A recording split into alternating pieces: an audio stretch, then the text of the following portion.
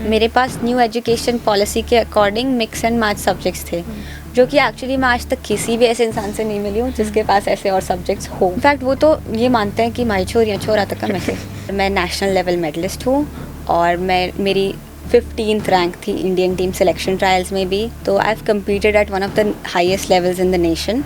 कोई भी शॉर्टकट या चीट शीट नहीं है कि आप इसी तरीके से पढ़ोगे तो ही टॉप करोगे। अगर आपने सिर्फ पढ़ाई की है थ्रू आउट अपने स्कूल की जर्नी, तो आई डोंट थिंक आज की डेट में वो काफ़ी है। इनफैक्ट इंटरव्यूज़ में भी कोई आपकी परसेंटेज नहीं पूछता जब कॉलेज इंटरव्यूज़ होते हैं कि आपके कितने परसेंट आए थे। वो ये पूछते हैं कि जब पढ़ते नहीं हो तब क्या करते हो। As compared to other states हमारे यहाँ स्पोर्ट्स को सीरियसली लिया जाता है। और इनफैक्ट मेरी सबसे बड़ी इंस्पिरेशन मन्नू भाकर है, जो कि शूटर हैं। अभी ओलंपिक्स में 2 मेडल्स लेकर आई थी इंडिया के लिए, एंड मैंने उनके साथ पर्सनली ट्रेनिंग की है। Hey everyone, welcome to Haryana where ideas spark and conversations come to life. I am Angel और आज हमारे एक स्पेशल गेस्ट हैं Lakshita Panghal, who secured 95% in her 12th CBSE result. Hello Lakshita, आप कैसे हैं? नमस्ते, मैं बढ़िया हूँ, आप बताइए। और मैं भी ठीक हूँ। आप फर्स्ट ऑफ ऑल कॉन्ग्रेचुलेशंस कि आपके इतने अच्छे परसेंटेज आई। Thank you. और आपका जब आपने अपना रिज़ल्ट देखा तो आपका फ़र्स्ट रिएक्शन क्या था? क्या आप सेटिस्फाइड थे अपने रिज़ल्ट के साथ, या आप मोर एक्सपेक्ट कर रहे थे, या फिर एकदम ही अनएक्सपेक्टेड था? एक्चुअली जब मेरा रिज़ल्ट आया तब मेरा CUET का एग्ज़ाम चल रहा था। तो उस टाइम मैं ऑलरेडी सेंटर के अंदर थी और किसी टेक्निकल डिफ़िकल्टी की वजह से वो एग्ज़ाम थोड़ा सा डिलेड था। तो जब मैं बाहर आई तब तक रिज़ल्ट आ चुका था और बाहर आते सबसे पहले पापा ने पूछा कि एग्ज़ाम कैसा हुआ, इसलिए हाँ अच्छा हुआ। और उसके बाद उन्होंने बोला कि तेरा रिज़ल्ट आ गया है 12th ग्रेड का, तो वो चेक कर ले। तो मैंने हड़बड़ाहट में जल्दी से एडमिट कार्ड नंबर चेक किया और उसके बाद पासवर्ड वगैरह फिल किया और रिज़ल्ट खोला। और रिज़ल्ट खोल के कैलकुलेट करने से पहले कि मेरे कितने परसेंट बने, मैंने पहले देखा कि मेरे मेन सब्जेक्ट्स में कितने परसेंटेज आई है। और उसके बाद मेरा एडिशनल सब्जेक्ट था मैथ्स, जो मेरा काफ़ी वीक है। तो मेरी नज़र सबसे पहले उस पर गई, कितना है। और पापा का भी पहला क्वेश्चन ये था, तू पास तो होगी ना मैथ्स में। बट हाँ, मेरे मैथ्स में भी काफ़ी अच्छे नंबर आए, तो आई वॉज हैप्पी ओवरऑल। और फिर मैंने अपनी परसेंटेज कैलकुलेट की और काफ़ी लंबे टाइम तक मेरा एक गोल था कि मुझे 95% तो चाहिए ही। और फिर जब वो टोटल 95.4% बना तो I was very happy and satisfied. तो आप, जैसे आपने कहा कि CUET का एग्ज़ाम, तो आपका CUET का एग्ज़ाम कैसा हुआ? CUET का उस दिन मेरा एग्ज़ाम था बिजनेस का, इंग्लिश का और जनरल टेस्ट का, और काफ़ी अच्छा था। अच्छा, सही हुआ? हाँ, अच्छा हुआ। आज आपने अपना स्पेशल डे सेलिब्रेट कैसे किया? पहले तो मैं घर आई, दिल्ली में सेंटर था, तो घर आते आते शाम हो गई। देन स्कूल वालों ने इनवाइट किया था सारे बच्चों को फ़ोटोज़ वगैरह लेने के लिए, तो वहाँ मैंने अपने फ्रेंड्स के साथ सेलिब्रेट किया। फिर बहुत तेज़ बारिश हो रही थी उस दिन, बट स्टिल हम लोग आइसक्रीम खाने गए with all my friends, so that's how I celebrated. आपके प्रिपरेशन के ड्यूरिंग किस चीज़ ने आपको मोटिवेट किया पढ़ने के लिए? Okay, so the thing is कि मैं जानती हूँ कि CBSE के बोर्ड एग्ज़ाम का बहुत ज़्यादा हवा बना रहता है हमारे यहाँ। बट जैसे जैसे टाइम चेंज हो रहा है, बोर्ड एग्ज़ाम्स की जो इम्पोर्टेंस है आपके करियर में वो काफ़ी कम हो गई है। द मेन थिंग इज़ कि बोर्ड एग्ज़ाम अब एक स्टैंडर्ड लेवल बन गया है कि आपके कुछ लिमिटेड परसेंटेज तक तो आने ही चाहिए to qualify for certain score. पर फिर हर कॉलेज के खुद के एंट्रेंसेस होते हैं, तो इतना मैटर नहीं करता। सो अगर आप CUET और एंट्रेंसेस के लिए पढ़ रहे हो, तो बोर्ड एग्ज़ाम में अगर आपके 90 का बेंचमार्क भी क्रॉस हो रहा है तो देन यू क्वालिफाई एवरीवेयर। और इवन अगर बाद में आप MBA वगैरह करना चाहते हो तो उनमें एक सेट क्राइटेरिया होता है कि अगर आपके 90% से ऊपर बन रहे हैं then you qualify for all programmes. तो जो 98-99% में जो एफ़र्ट हम बोर्ड एग्ज़ाम में डालते हैं, मैंने अपना वो एफ़र्ट एंट्रेंसेस की तरफ ज़्यादा डाइवर्ट किया था। इससे एक तो मुझे प्रेशर कम आया बोर्ड एग्ज़ाम्स को लेके कि वो तो आज मेरा एग्ज़ाम है, कोई फ्रीक आउट नहीं हो रहा था, कोई स्ट्रेस नहीं हो रहा था कि हाँ ठीक है, सेम चीज़ पढ़ी है, सेम चीज़ एंट्रेंसेस के लिए भी पढ़ी है, बट एंट्रेंसेस के लिए थोड़ा और हायर लेवल पे पढ़ना पड़ता है। तो बोर्ड एग्ज़ाम्स अपने आप थोड़े और आसान फील होने लगते हैं। तो जैसे कि आपने कहा एंट्रेंस एग्ज़ाम, आपने कौन से एंट्रेंस एग्ज़ाम दिए हैं? मैंने एंट्रेंस एग्ज़ाम्स दिए IP मैट के, which is for business schools, and then कुछ यूनिवर्सिटीज़ के खुद के होते हैं जैसे मास्टर्स यूनियन अशोका, और मैंने CUET के एग्ज़ाम्स भी दिए हैं। तो हमें पता चला आप शूटर भी हैं, तो आप कितने साल से प्रैक्टिस कर रही हैं? मैं पिछले 5 साल से शूटिंग कर रही हूँ। अच्छा। और मैं नेशनल लेवल मेडलिस्ट हूँ और मेरी 15th रैंक थी इंडियन टीम सिलेक्शन ट्रायल्स में भी। तो I have competed at one of the highest levels in the nation. आप कितने मीटर की शूटिंग करते हैं? मैं दोनों 10 मीटर और 25 मीटर पिस्टल शूटिंग करती हूँ। और तो हमें पता चला आपने अपने घर में भी रेंज बना रखी, शूटिंग रेंज, तो वो किसका आइडिया था? वो मेरे पेरेंट्स का आइडिया था। मुझे शूटिंग काफ़ी पसंद है, बहुत ज़्यादा। लाइक अगर मेरे पास 1 घंटा भी फ्री टाइम है तो मैं उसे शूटिंग में डाइवर्ट करना ज़्यादा पसंद करती हूँ।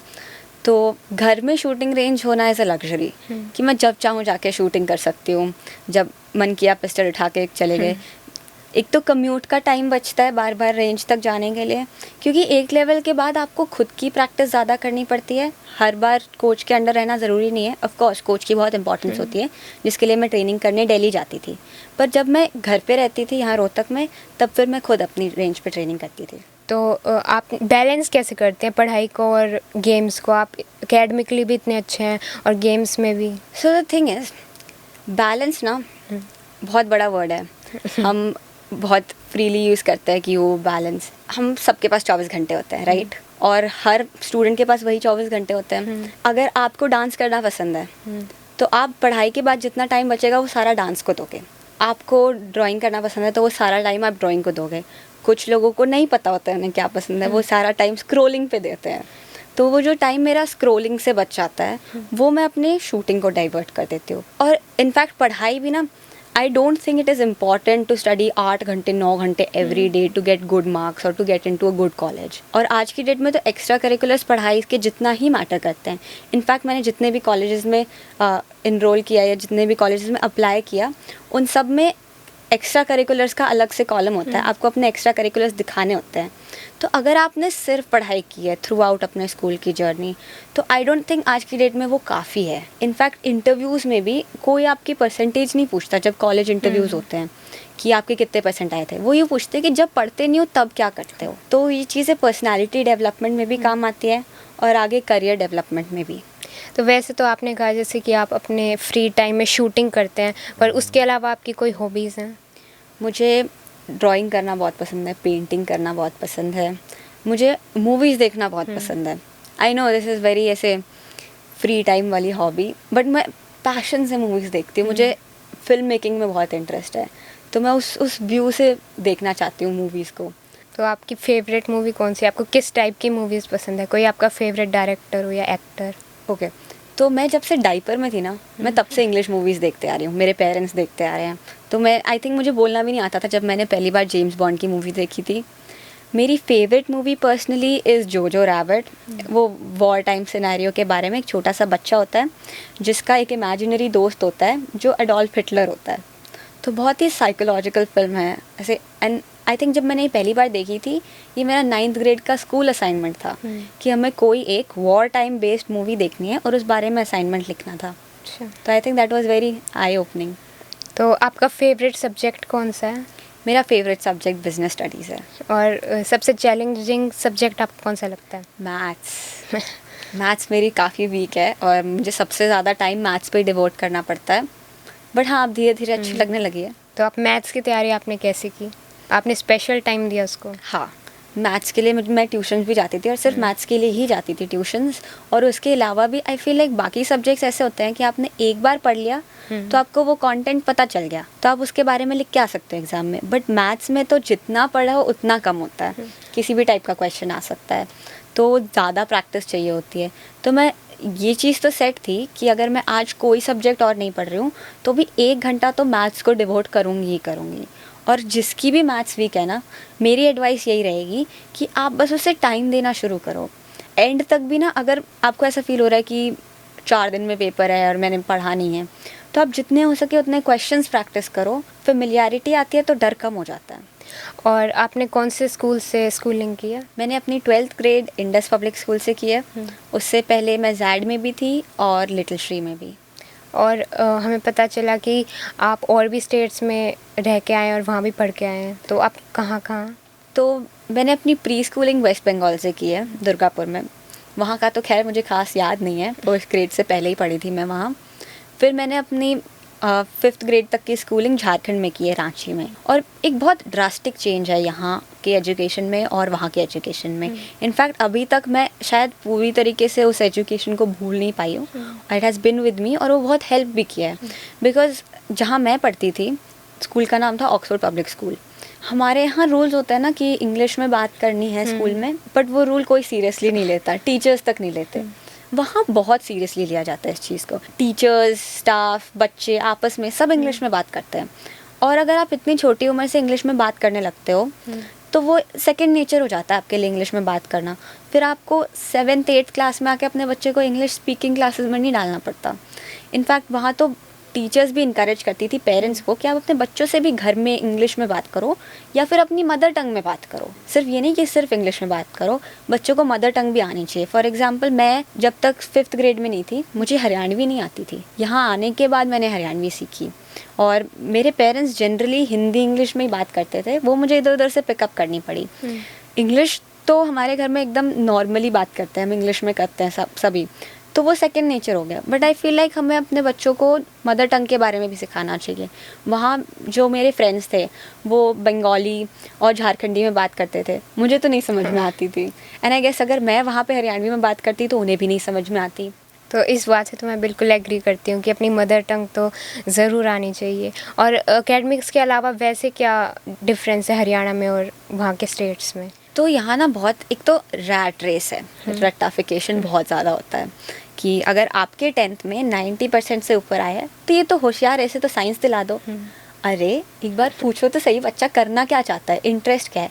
क्योंकि देखो 10th तक की साइंस, फिर 12th तक की साइंस और ग्रेजुएशन की साइंस, इन सब में बहुत डिफरेंस है। और मैंने अपने बहुत सारे ऐसे फ्रेंड्स देखे हैं जो पढ़ाई में एक्चुअली बहुत अच्छे थे, उनके अच्छे मार्क्स आए 10th में, उन्हें ज़बरदस्ती साइंस दिलवाई गई और फिर वो कोप नहीं कर पाए। क्योंकि अगर आप कुछ ऐसा पढ़ रहे हो जिसमें आपका एक्चुअली इंटरेस्ट है, तो चाहे वो कितना ही चैलेंजिंग सब्जेक्ट हो, आप अच्छा कर लोगे बिना कोचिंग के, बिना ट्यूशन्स के। बट अगर आप कुछ ऐसा पढ़ रहे हो जिसमें आपका इंटरेस्ट नहीं है, तो वो इंटरेस्ट बनाने में ही इतना टाइम लग जाता है कि आप उस रेस में पीछे रह जाते हो। वहाँ क्या है, थोड़ा सा लिबरल अप्रोच है।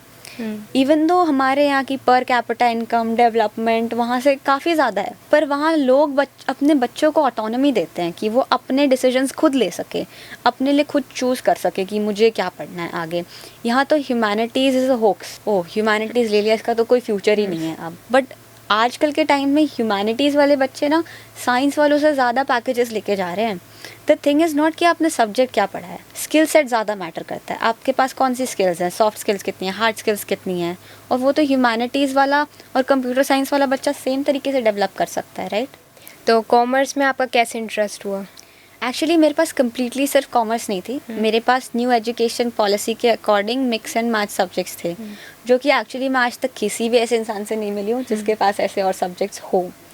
तो जब 10th ख़त्म हुई तब I was reading about this new education policy. I guess जिस साल हमारी 10th ख़त्म हुई उसी साल ये रिलीज़ हुआ था चेंज, कि आप अपने हिसाब से सब्जेक्ट्स चूज़ कर सकते हो। तो जो CBSE की वेबसाइट पे सब्जेक्ट्स की लंबी सी लिस्ट है, मैं वो लेके बैठी और मैंने सोचा कि मेरा किस किस चीज़ में इंटरेस्ट है।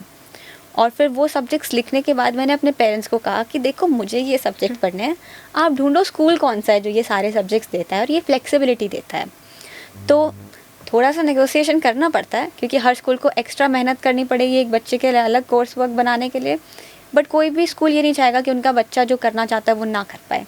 तो हर स्कूल एग्री भी करता है, और इनफैक्ट मैं तो इनकरेज करती हूँ कि पेरेंट्स को इस चीज़ के बारे में पता होना चाहिए कि अब हम किसी भी तरीके के सब्जेक्ट्स ले सकते हैं। इवन कॉलेजेस में अब ज़रूरी नहीं है कि आपने अगर इंजीनियरिंग ले ली तो आप पूरी इंजीनियरिंग ही करोगे, आप अपने मेजर्स और माइनर्स अलग अलग सब्जेक्ट्स में ले सकते हो। मैं कुछ लोगों को जानती हूँ जो इंजीनियरिंग के साथ परफॉर्मिंग आर्ट्स पढ़ रहे हैं क्योंकि उनका इंटरेस्ट है, तो वो कुछ अच्छा कर पाएंगे इस चीज़ में। तो मेरा बिज़नेस में हमेशा से इंटरेस्ट रहा है, बिज़नेस स्टडीज़ मुझे बहुत पसंद है, ना कि सिर्फ NCERT टेक्स्ट बुक्स, उसके अलावा रेफरेंस बुक्स, एक्स्ट्रा बुक्स मैंने बहुत पढ़ी हैं। और मेरी बहन तो ये कहती है कि जब भी मैं तेरे रूम में आती हूँ तो मुझे तो बिज़नेस ही पढ़ती दिख रही होती है, कोई और सब्जेक्ट भी पढ़ लिया कर। तो उस इंटरेस्ट की वजह से मैंने कॉमर्स लिया, और मुझे लगता है कि मैथ्स भी एक ऐसी चीज़ है जो सबके पास होनी चाहिए। 10th तक मैं बहुत भागती थी मैथ्स से, मुझे लगता था बस 10th तक पढ़ना है, फिर नहीं हाथ लगाऊंगी कभी भी मैथ्स को। और इस चक्कर में मैंने 11th में भी नहीं पढ़ी, बट 11th में I learned it the hard way कि मैथ्स तो बहुत इम्पॉर्टेंट है। चाहे कोई भी एंट्रेंस टेस्ट हो, अभी अंडरग्रेड के लिए या चाहे बाद में पोस्ट ग्रेड के लिए, उसमें मैथ्स तो आती ही है। इवन CUET में जो जनरल टेस्ट होता है उसमें भी मैथ्स आती है।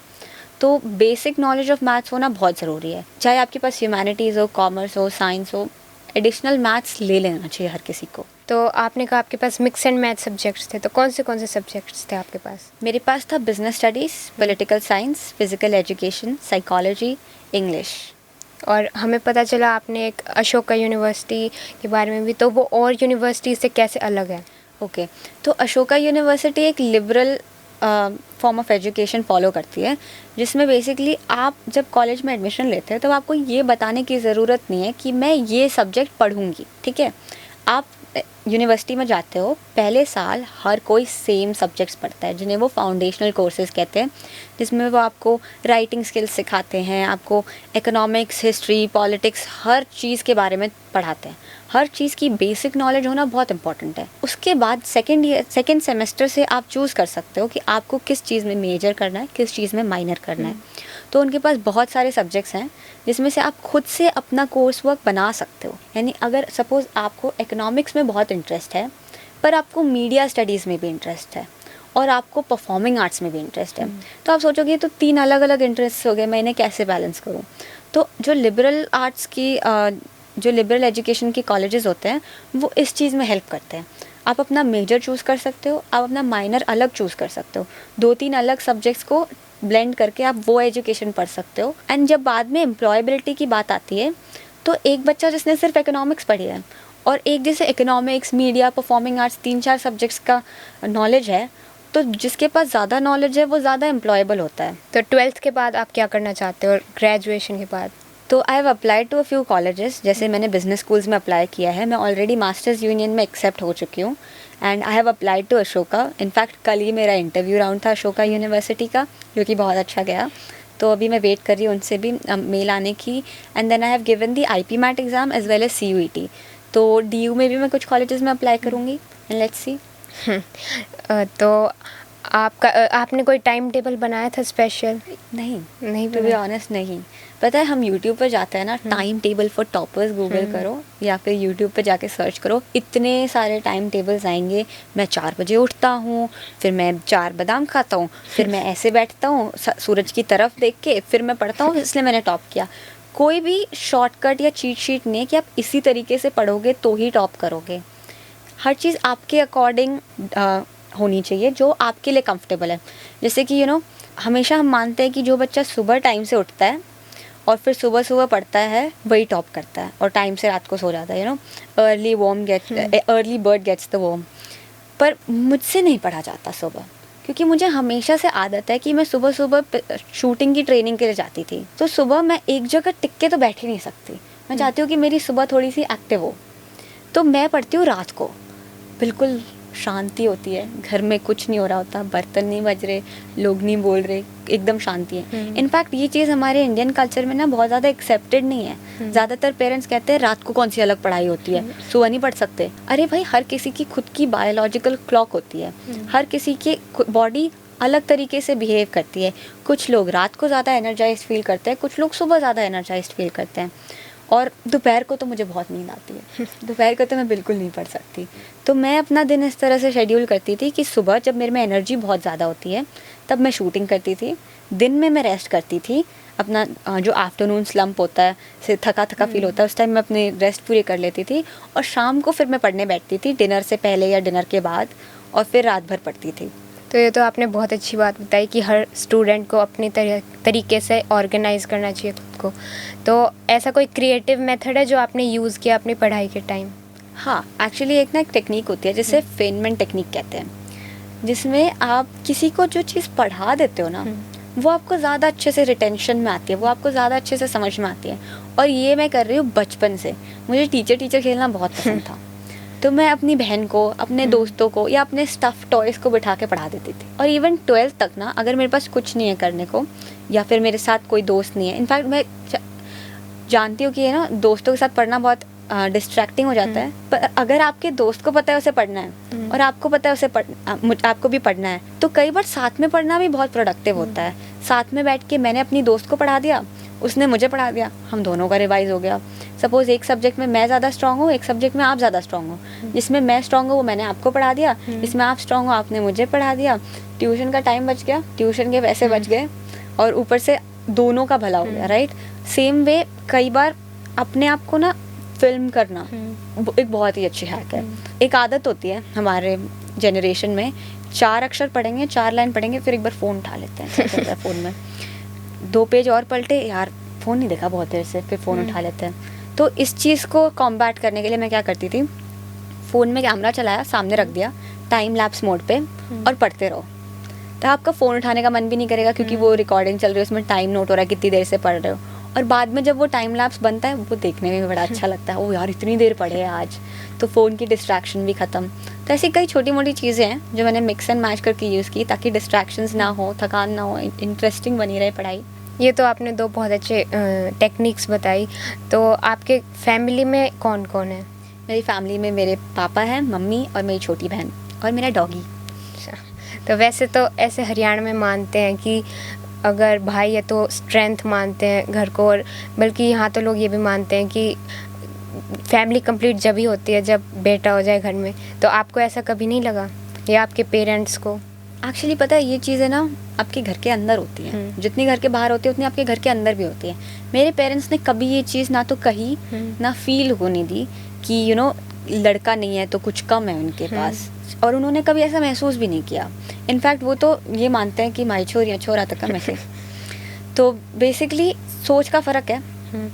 हम कई बार समाज से इतना अटैच हो जाते हैं, इतना ढल जाते हैं कि हम उनकी तरह ही सोचने लगते हैं। पर अगर हम थोड़ा बाहर आएँ, थोड़ा अपने आप को उन चीज़ों से दूर करें, समाज में अच्छी चीज़ें भी हैं, बुरी चीज़ें भी हैं, अच्छी चीज़ें अंदर लाओ, बुरी चीज़ें दरवाजे पे ही छोड़ दो। तो मेरे पेरेंट्स का सपोर्ट था, उन्होंने हमेशा लड़का लड़की बराबर रखा है। अगर मेरा कोई भाई होता तो उसको जितनी फ्रीडम होती दोस्तों के साथ घूमने जाने की, कपड़े कैसे पहनने हैं, करियर कैसे चूज़ करना है, उतनी ही फ्रीडम मुझे खुद है। तो कभी भी सोसाइटी का इस तरीके का इन्फ्लुएंस नहीं आया आपके घर पे? देखो बाहर तो होता ही है, आपको रिश्तेदार भी बोलते हैं, जिन लोगों को आप जानते भी नहीं वो भी बोलते हैं, पर उन्हें ट्यून आउट करना पड़ता है। हाँ, क्या सुना नहीं, सॉरी। तो जैसे कि विमेन और गर्ल्स को बहुत ज़्यादा प्रेशर झेलना पड़ता है, बल्कि आजकल तो काफ़ी चेंज आया है सोसाइटी में, और लड़कियों को भी बहुत सपोर्ट मिलता है। तो उस सपोर्ट के बारे में बताइए आप, आपके पेरेंट्स, आपकी फैमिली और फ्रेंड्स से, टीचर्स से। ओके, तो देखो जो सपोर्ट है ना वो बहुत इम्पोर्टेंट है। अगर आप अकेले हो तो आप कुछ भी नहीं कर सकते लाइफ में। जो भी आप अचीव करते हो, जितने भी बड़े बड़े लोग हैं जिन्होंने जो भी अचीव किया है, उनके पूरा सपोर्ट सिस्टम उनके साथ था, इसलिए वो चीज़ अचीव कर पाए। तो चाहे वो मेरे पेरेंट्स हों, चाहे वो मेरे टीचर्स हों, चाहे वो मेरे फ्रेंड्स हों, उन्होंने हमेशा सपोर्ट किया है कि आपको जो भी करना है लाइफ में वही करो।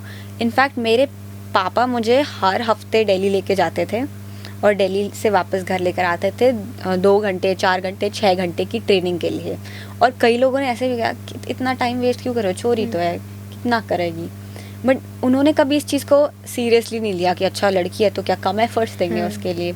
मुझे चाहे दोस्तों के साथ घूमने जाना हो, ट्रिप पे, टूर पे, मुझे कभी ये नहीं कहा गया कि तू लड़की है तू नहीं जा सकती।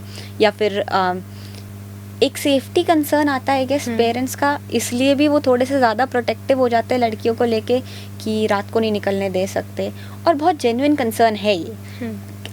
बाहर अच्छी चीज़ें नहीं भी हैं, बट देन उन चीज़ों को कॉम्बैट अच्छे तरीके से भी किया जा सकता है। जैसे कि अच्छा ठीक है, तुम्हें बाहर जाना है रात को अंधेरे के बाद, एक काम करो गाड़ी चलाना सीख लो, फिर जाओ। सेफ्टी हो गई अपनी खुद की, अपनी गाड़ी चला के जा रहे हो, गाड़ी चला कर आ रहे हो, फिर तो कोई दिक्कत नहीं है। तो आई थिंक वो एम्पावरमेंट घर से आती है। ज़रूरी नहीं है कि आप अपने बच्चे को प्रोटेक्ट करने के लिए घर के अंदर ही ताला मार के रख लोगे, आप उसे खुद को प्रोटेक्ट करना सिखाओ, वो ज़्यादा ज़रूरी है। तो जैसे इंडियन एजुकेशन में रट्टाफिकेशन पे और रोट लर्निंग पे ज़्यादा ध्यान दिया जाता है, बल्कि अभी जैसे कि नेशनल एजुकेशन पॉलिसी आई है उसके तहत तो फिर भी प्रैक्टिकलिटी को ज़्यादा प्रेफर किया जा रहा है। तो आपको क्या लगता है कि जैसे अभी क्लासरूम्स में और क्या चेंजेस आने चाहिए? देखिए, मैं 10th क्लास के बाद स्कूल नहीं गई, इनफैक्ट 9th के बाद नहीं गई। मैं तब से नॉन अटेंडिंग हूँ। बट मैं कई बार स्कूल जाती थी क्लासेस लेने, अगर कोई टॉपिक ऐसा है जो मुझे खुद से पढ़ने में समझ में नहीं आ रहा, या एग्ज़ाम्स देने ही स्कूल जाती थी। एंड बाकी सारी अपनी एजुकेशन मैंने 9th ऑनवर्ड्स खुद से संभाली है। मैथ्स का ऑब्वियसली मैं ट्यूशन गई थी, बट और किसी सब्जेक्ट का मैं कभी ट्यूशन भी नहीं गई। तो one thing I learned is कि जो बच्चा अपने घर पे अकेला बैठ के अपने टेबल पे पढ़ रहा है और जो रोज़ स्कूल जाके पढ़ रहा है, उसमें कोई फ़र्क ही नहीं है। Then why are we paying so much for the school fees, है ना। एक्सपोजर की कमी है ये। जो घर पे बैठ के अपनी किताबों से पढ़ सकते हैं, वही स्कूल में बैठा के उन्हीं किताबों से पढ़ाया जा रहा है। तो फिर स्कूल जाने का फ़ायदा क्या। स्कूल को थोड़ा एक्सपोजर देने की ज़रूरत है। फील्ड ट्रिप्स पे जाना चाहिए, फैक्ट्रीज़ दिखानी चाहिए, मीडिया हाउसेस दिखाने चाहिए। अगर मेरा इंटरेस्ट है कि मैं बड़ी होकर एक जर्नलिस्ट बनना चाहती हूँ, तो अगर मैंने कभी देखा ही नहीं कि जर्नलिज्म होता कैसे है, ग्राउंड रियलिटी क्या है, तो वो इंटरेस्ट कभी डेवलप ही नहीं होगा। बस सुन लेते हैं, हाँ अगर अच्छे नंबर आए तो इंजीनियर या डॉक्टर बनना है, फिर वही बनते हैं। और कई बार पेरेंट्स कहते हैं तुम्हें पता ही नहीं है तुम्हें करना क्या है, तो फिर जो हम कहेंगे वही करोगे। अरे उसको कभी एक्सपोजर ही नहीं मिला ये पता करने के लिए कि और क्या क्या चीज़ें हैं, कैसा फील होता है करने के लिए। इनफैक्ट जब आप कभी अब्रॉड अप्लाई करते हो, और या फिर जो भी इंडिया में न्यू एज यूनिवर्सिटीज़ खुल रही हैं, वो इन चीज़ों पे बहुत ध्यान देती हैं कि आपने क्या कोई इंटर्नशिप्स की हैं, आपने कोई लीडरशिप समिट्स किए हैं, आपने कोई प्रोग्राम्स अटेंड किए हैं, MUNs अटेंड किए हैं कि नहीं किए हैं, आपके एक्स्ट्रा करिकुलर्स और क्या आप कोई स्पोर्ट्स खेलते हो कि नहीं खेलते हो। ये सब चीज़ें बहुत मैटर करती हैं और इन चीज़ों पे इतना स्ट्रेस है नहीं हमारे एजुकेशन सिस्टम में। तो जब बाद में कोई CBSE का स्टूडेंट आईवी लीग्स में या फिर अब्रॉड अप्लाई करने की कोशिश करता है, तो एकेडमिक्स तो बहुत अच्छे होते हैं, but this is where we lack, और इसलिए नहीं हो पाता। कॉलेजेस में फिर भी इस चीज़ पे काफ़ी फोकस किया जाता है, पर तब तक काफ़ी लेट हो चुका होता है। आप रेस में पीछे रह जाओगे अगर आप साथ साथ कुछ नहीं कर रहे हो। स्कूल्स को इन चीज़ों को प्रमोट करना चाहिए। स्कूल में करियर काउंसलर्स होने चाहिए जो ये अपॉर्चुनिटीज़ ढूंढे और बच्चों को बताएं। अब जैसे कि मैं रिसेंटली एक यंग चेंज मेकर्स प्रोग्राम में गई थी, IIM रांची ने कंडक्ट किया था। उसके बारे में कोई नॉलेज मुझे मेरे स्कूल से नहीं मिली, सोशल मीडिया से मिली, राइट। तो सोशल मीडिया चलाने की वजह से मेरा काफ़ी बेनिफिट हुआ। सपोज़ आप सोशल मीडिया नहीं चलाते कभी, आपको ग्राउंड रियलिटी का पता ही नहीं होगा लाइफ में, वर्ल्ड में चल क्या रहा है। तो सोशल मीडिया आज की डेट में कोई ऐसी चीज़ नहीं है जिससे बच्चों को भागना चाहिए। इनफैक्ट सोशल मीडिया तो होना चाहिए सबके पास। आपको अपॉर्चुनिटीज़ का, रियलिटीज़ का पता ही नहीं चलेगा, क्योंकि देखो जो न्यूज़ है इट इज़ वेरी पॉलिटिकल। आज की डेट में सबके पॉलिटिकल व्यूज़ ही दिखाई देते हैं न्यूज़ पे। बस अपॉर्चुनिटीज़ की या फिर एक्सपोजर की तो कोई बात ही नहीं कर रहा। वो चीज़ें तो सोशल मीडिया पे ही कन्वे होती हैं। पर अगर ये चीज़ें करियर काउंसलर्स और स्कूल ये अपॉर्चुनिटीज़ बच्चों को दे तो कितना अच्छा होगा। फॉर एग्ज़ाम्पल ज़्यादातर स्कूल्स 9th क्लास के बाद बच्चों को स्पोर्ट्स में भी इनकरेज नहीं करते, which is very wrong. Sports तो समथिंग की जो हमें लाइफ लॉन्ग करना चाहिए, चाहे वो आपके पेरेंट्स हों, चाहे आप हो। रनिंग, बास्केटबॉल, स्विमिंग, कोई ना कोई स्पोर्ट या कोई ना कोई फिजिकल एक्टिविटी तो थ्रू आउट करनी चाहिए। मैथ्स का सिलेबस पेंडिंग है, गेम्स पीरियड काटते हैं। अरे मैथ्स अपनी जगह है और स्पोर्ट्स अपनी जगह है। वो एक बैलेंस भी नहीं है हमारे एजुकेशन सिस्टम में। उसके बाद इतनी किताबें पढ़ते हैं और कुछ नहीं पता होता उसके बाद। फॉर एग्ज़ाम्पल आपने NCERT पढ़ ली, पॉलिटिकल साइंस की दोनों NCERT पढ़ ली, आपने एग्ज़ाम आइडिया पढ़ ली और आपने 10 सैम्पल पेपर सॉल्व कर लिए और आपके बोर्ड एग्ज़ाम में 95 मार्क्स आए। और उसके बाद अगर मैं आपके साथ बैठ के ये चीज़ें डिस्कस करने लगूँ ना कि आपको क्या लगता है कि 1970s में जो इमरजेंसी आई थी उसकी उस टाइम के यूथ पे क्या इफ़ेक्ट पड़ा होगा, तो बच्चे 5 मिनट भी बात नहीं कर पाएंगे इस बारे में, क्योंकि कम्युनिकेशन स्किल्स की कमी है। हर क्लास में 2-3 ही ऐसे बच्चे होते हैं जो हर काम के लिए स्टेज पे चढ़ जाते हैं और बाकियों ने कभी स्टेज माइक देखा ही नहीं होता है, वो बस असेंबली में खड़े रहते हैं। तो आई थिंक इन चीज़ों में भी स्कूल को, टीचर्स को ज़्यादा प्रमोट करना चाहिए बच्चों को। इंडस में ये एक चीज़ थी कि हर दिन असेंबली होती थी और हर दिन एक अलग क्लास असेंबली कंडक्ट कराती थी और हर बच्चे को स्टेज पे आके कुछ ना कुछ बोलना ज़रूरी होता था। अगर कोई डरता है, किसी को घबराहट होती है स्टेज पे, तो वो चाहे छोटा सा वर्ड ऑफ द डे या थॉट ऑफ द डे ही क्यों ना बोले, पर स्टेज एक्सपोजर दिया जाता था। And I think that is very important, क्योंकि कल को जाके अगर आप कॉर्पोरेट में भी जॉब करते हो, अगर आपके कम्युनिकेशन स्किल्स नहीं है, आप अपने बॉस को ही अप्रेजल के लिए नहीं बोल पाओगे, चाहे कितनी मेहनत करो, सब वेस्ट। जैसे कि आपने कहा कि सोशल मीडिया से भी आपको काफ़ी पता चला आपके इंटरेस्ट्स का, तो और कोई ऐसा प्लेटफॉर्म हो या फिर और कोई ऐसा जिससे आपको पता चला हो अपने इंटरेस्ट्स का? मुझे रिसेंटली पता चला कि मेरी पूरी क्लास में मैं इकलौती ऐसी स्टूडेंट हूँ जिसका एक लिंक्डइन अकाउंट है, और किसी को लिंक्डइन के बारे में पता ही नहीं था। It is such a good opportunity. LinkedIn पे आप अपनी प्रोफाइल बनाओ, आपने जो भी स्किल्स प्रोग्राम्स वगैरह अटेंड किए उन सबको अपनी प्रोफाइल में अटैच करो। It's like a digital CV. आपका रेज्यूमे है वो एक तरह से, जो सोशल मीडिया प्लेटफॉर्म की तरह दिखाई देता है, और जहाँ आप कनेक्ट कर सकते हो लोगों से जो आपके इंटरेस्ट में हैं। फॉर एग्जाम्पल, अगर आप किसी से प्रोफेशनली कनेक्ट करना चाहते हो, मैं आपके साथ प्रोफेशनली कनेक्ट करना चाहती हूँ, तो मैं आपका व्हाट्सएप नंबर थोड़ी ना लूँगी, मैं आपका लिंक्डइन अकाउंट ले सकती हूँ, मैं आपके साथ प्रोफेशनली कनेक्ट कर सकती हूँ, और उसके बाद में जब मुझे अपॉर्चुनिटीज़ की ज़रूरत हो या नेटवर्किंग करनी हो तो मैं आपको रीच कर सकती हूँ। इनफैक्ट लिंक्डइन पे सब बड़ी कंपनीज़ हैं, सब, हर कंपनी खुद को लिंक्डइन पर रजिस्टर करती है, और जब उनकी जॉब्स निकलती हैं, उनकी इंटर्नशिप्स निकलती हैं, या किसी कॉलेज की या इंस्टीट्यूट का कोई प्रोग्राम होता है, ट्रेनिंग प्रोग्राम जो वो ऑफ़र कर रहे होते हैं, तो वो सारी चीज़ें वो लोग लिंक्डइन पे डालते हैं।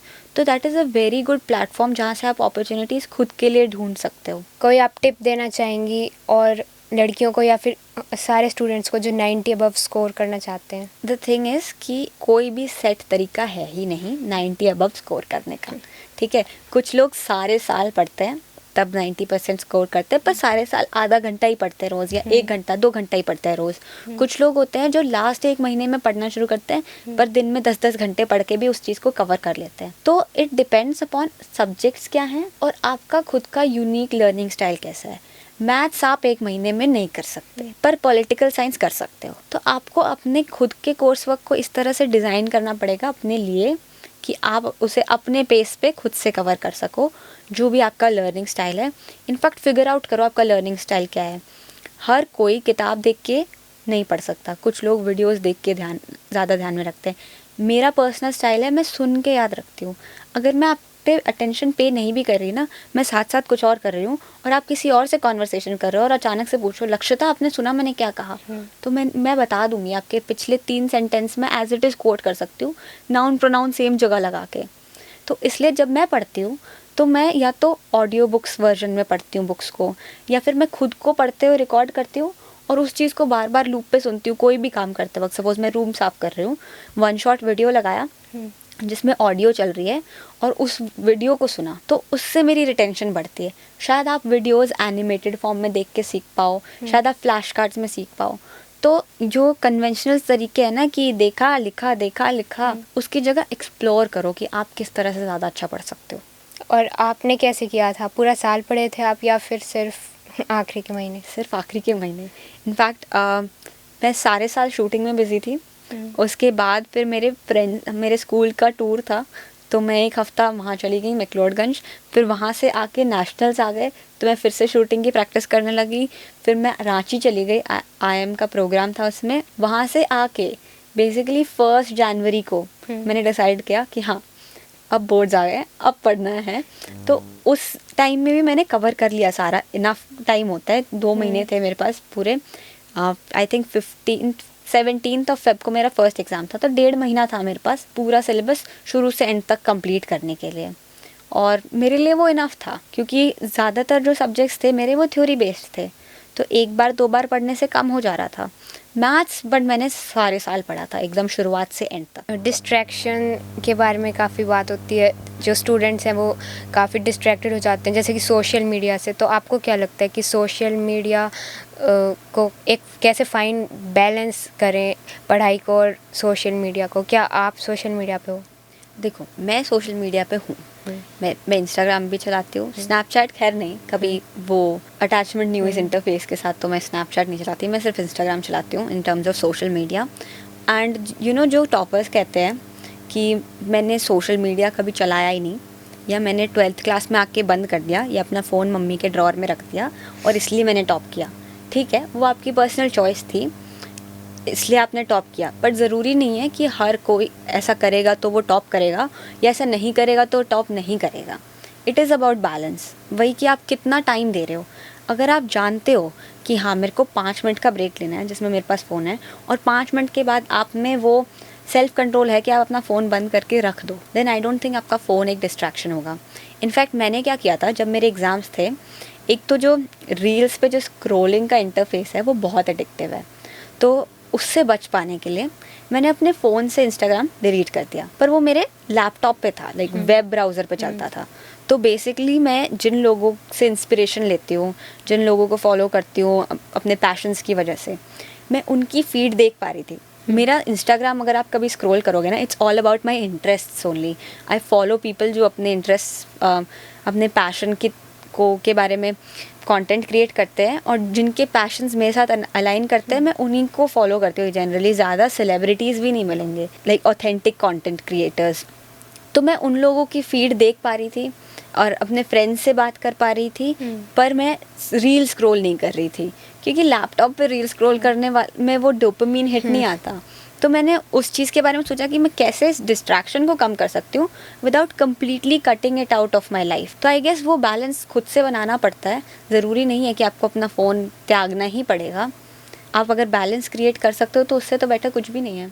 ये तो बहुत अच्छी बात है। और आपने ये भी कहा जैसे कि आप उनको ही सिर्फ फॉलो करते हैं जो जिनसे आपको इंस्पिरेशन मिलती है। तो जैसे अभी एक दंगल मूवी भी आई थी काफ़ी साल पहले, और काफ़ी हरियाणा में भी काफ़ी गेम्स में, स्पोर्ट्स में फीमेल्स आगे जा रही हैं, जैसे कि साक्षी मलिक है और भी कई सारी, गीता फोगाट, बबीता फोगाट। तो आपको कभी उनसे इंस्पिरेशन मिली कि अपने पैशन को कैसे फॉलो कर रही हैं लड़कियां, और उनसे आप मोटिवेट हुए?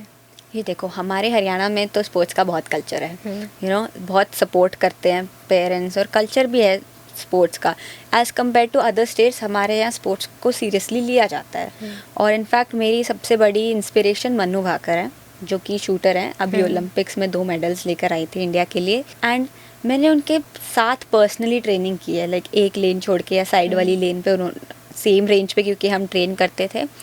तो उनका जो कंपोजर है, उनकी जो पर्सनालिटी है, वो कितने काइंडली लोगों के साथ बिहेव करती हैं, हम्बल हैं, और डिसिप्लिन है उनका। जो मैंने उन्हें सबसे पहले सुबह ट्रेनिंग करते आए देखा है, और सबसे लेट में जब रेंज बंद हो रही हो तब घर जाते हुए भी देखा है।